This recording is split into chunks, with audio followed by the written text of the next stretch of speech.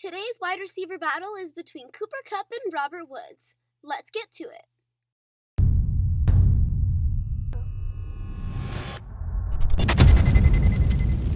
We're talking Rams wide receivers.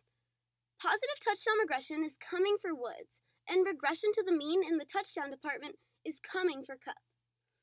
Let's start off with Robert Woods. The dude had over 1,100 yards, 90 receptions on 140 targets, and he only had 2 receiving touchdowns. 2 receiving touchdowns.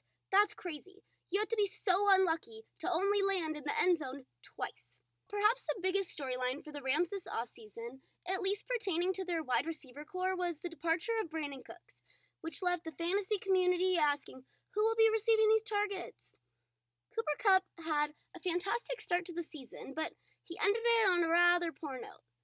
To be honest, I've had a lot of good times in fantasy with Cooper Kupp, but it was really frustrating starting him in the second half of last season.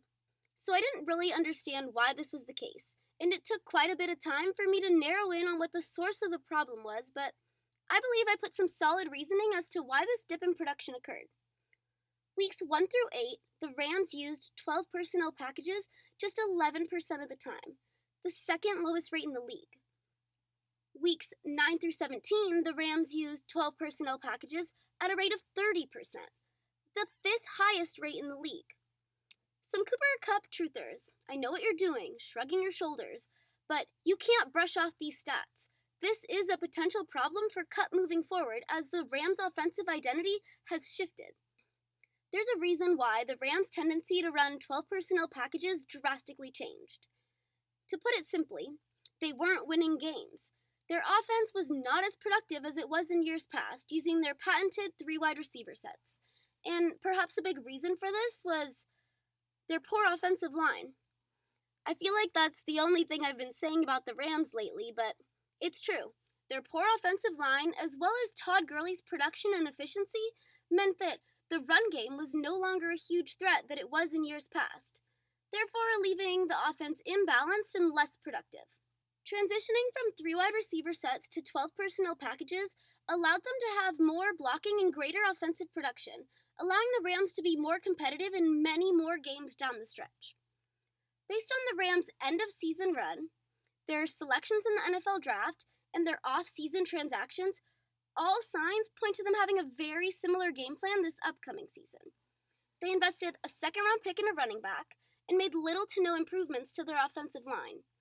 They lost Brandon Cooks, and they have an up-and-coming receiving threat at the tight end position in Tyler Higbee. You're telling me that the third receiving threat in this offense is no longer a receiver. It's a tight end, and tight ends are needed on the field to block for this crappy O-line. The 12 formation is here to stay for the Rams, and this is bad news for Matthew Berry's little Cooper Kupp. Now let's get into some Matt Harmon reception perception. Over Cooper Kupp's career, there's no receiver that has played more against zone coverage, and he does really well against zone coverage, so it makes sense that he's been putting up such good numbers during this time.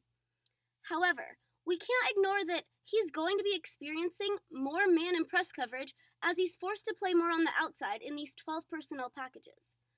According to Matt Harmon, Cooper Kupp has never finished above the 12th percentile in regards to success rate versus man and press coverage. We saw in the second half of the season, when he's forced to play against man and press coverage, what happens, and it's not the low-end wide receiver 1 numbers that we've been accustomed to seeing from him.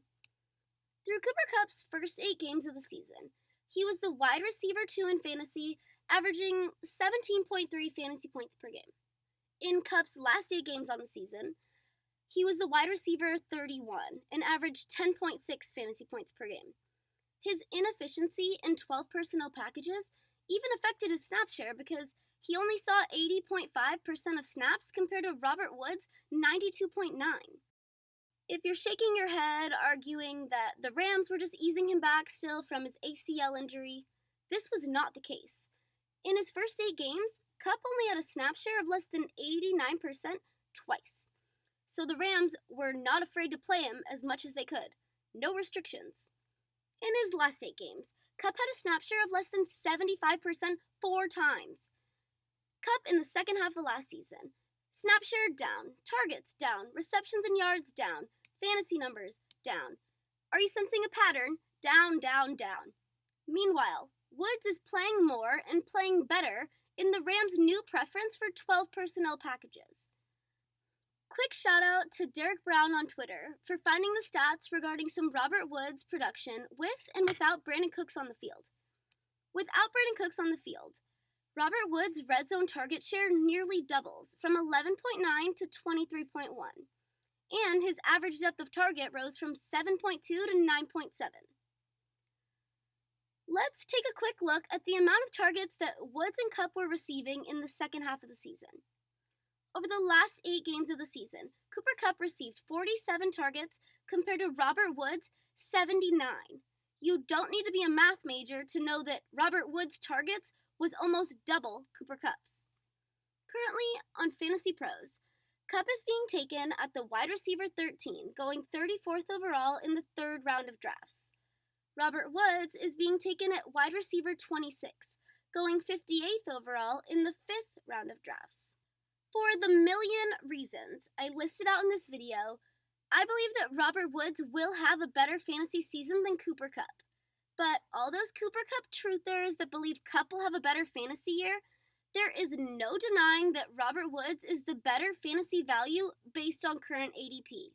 Drop the mic. Analysis over. If you want to catch more in-depth analyses to help you crush your league, tune in every Monday, Wednesday, and Friday. See you guys on the next vid.